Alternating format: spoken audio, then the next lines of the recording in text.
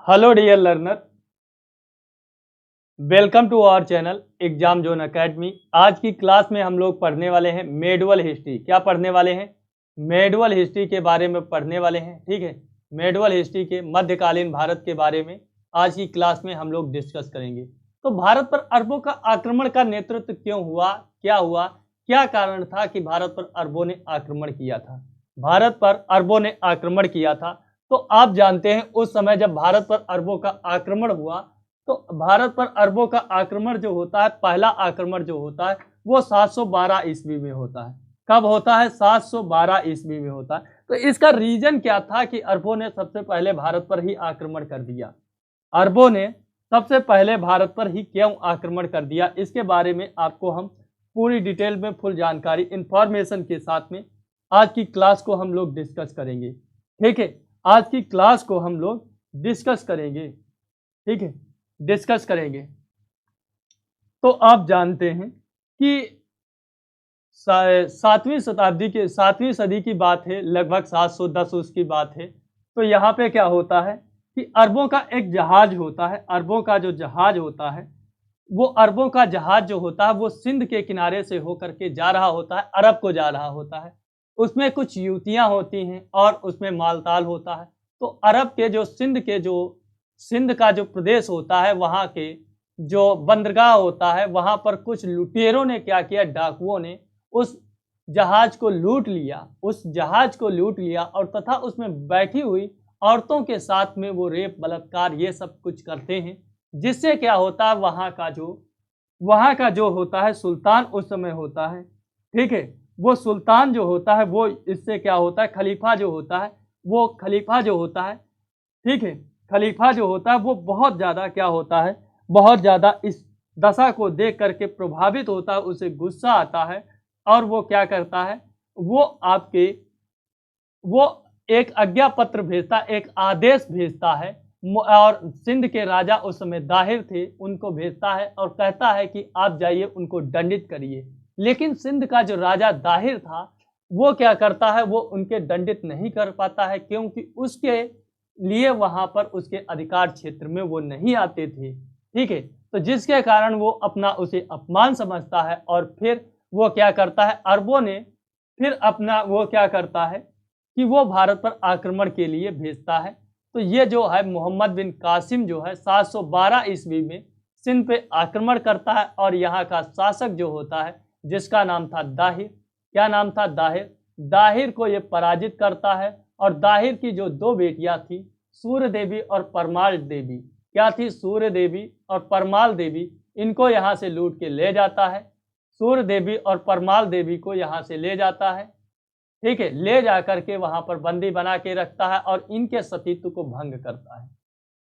ठीक है, इनके सतीत्व को भंग करता है। तो अब जो सतीत्व को भंग करता है, जिसके कारण वहां का खलीफा जो होता है वो बहुत ज्यादा इससे नाराज होता है और इसे एक चमड़े के खाल में बंद करके रख देता है। जिसके बाद सिंध के जो मोहम्मद बिन कासिम था, इसकी मृत्यु हो जाती है।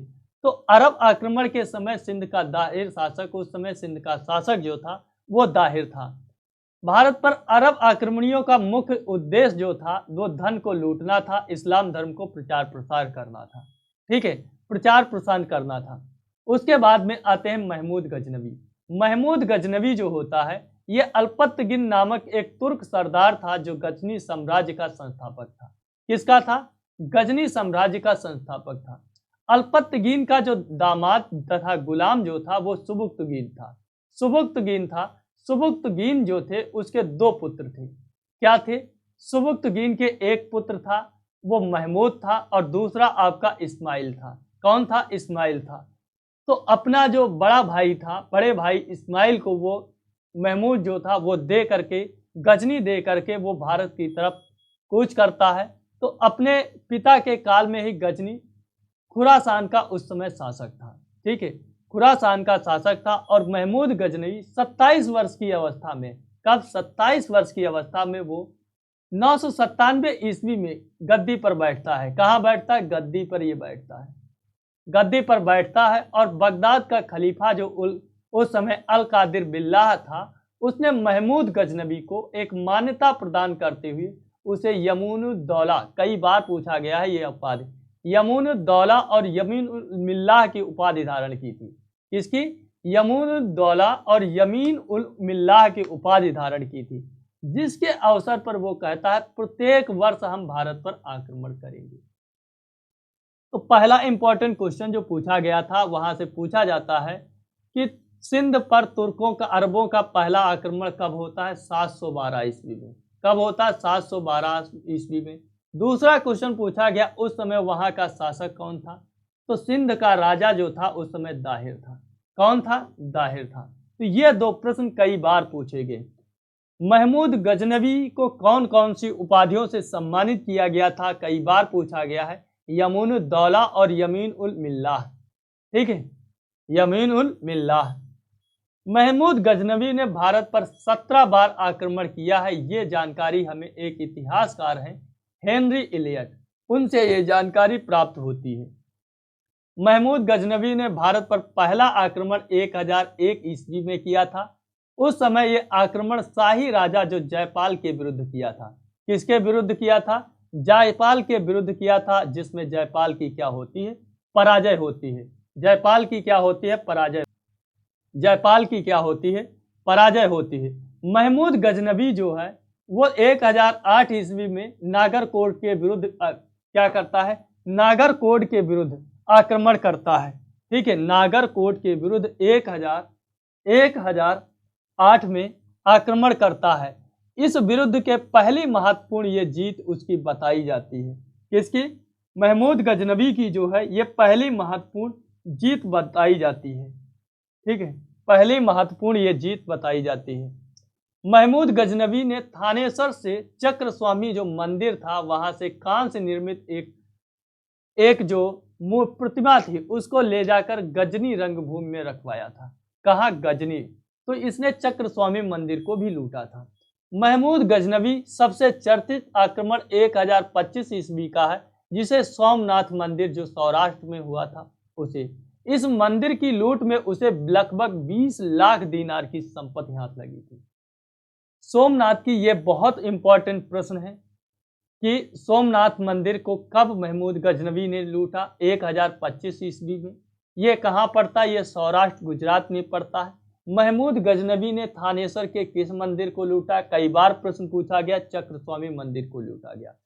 महमूद गजनवी की सबसे महत्वपूर्ण जो विजय है वो कौन सी होती है?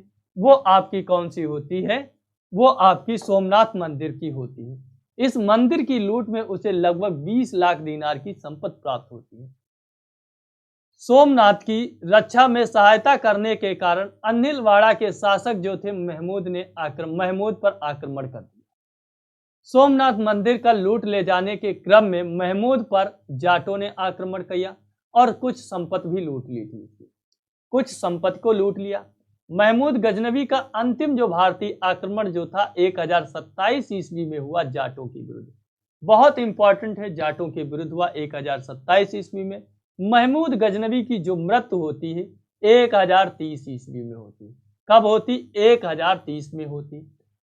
और इसके दरबार में जो रहते थे, बहुत बार प्रश्न पूछा गया, अलबरूनी, जिन्होंने किताबुल हिंद की रचना की, फिरदौसी, उतबी और फारूकी महमूद जो थे, फारूकी जो थे, अलबरूनी, फिरदौसी, उतबी तथा फारूकी, ये महमूद गजनवी के दरबार में रहते थे। किसके? महमूद गजनवी के दरबार में रहते थे।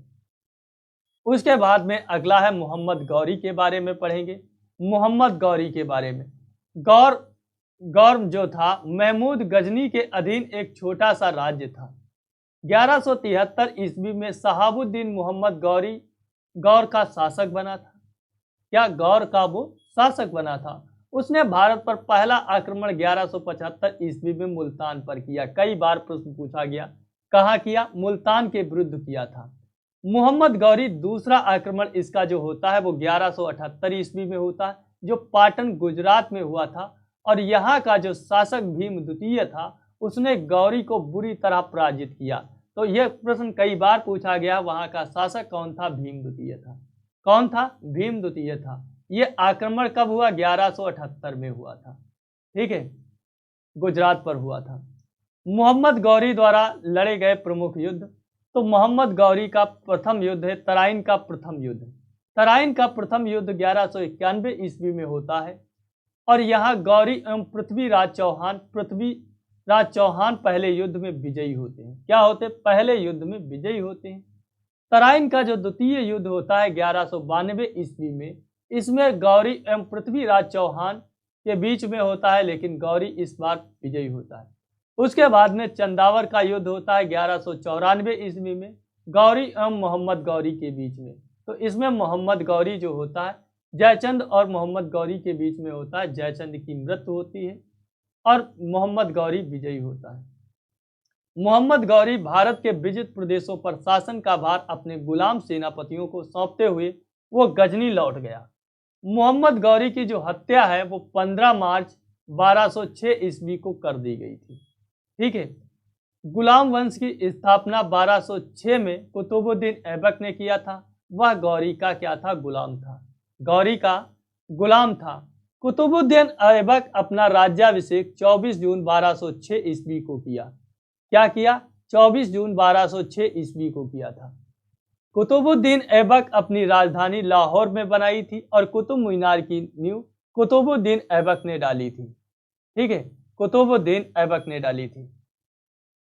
तो आज की क्लास में हम अरब आक्रमण पढ़ लिए, गौरी वंश पढ़ लिए, गजनवी, इन तीनों के बारे में पढ़ लिए। आज की क्लास यहीं पे रखते हैं। आप लोगों को हम लोग मिलेंगे नेक्स्ट क्लास में। ठीक है, तब तक के लिए आप सभी को बाय, टेक केयर।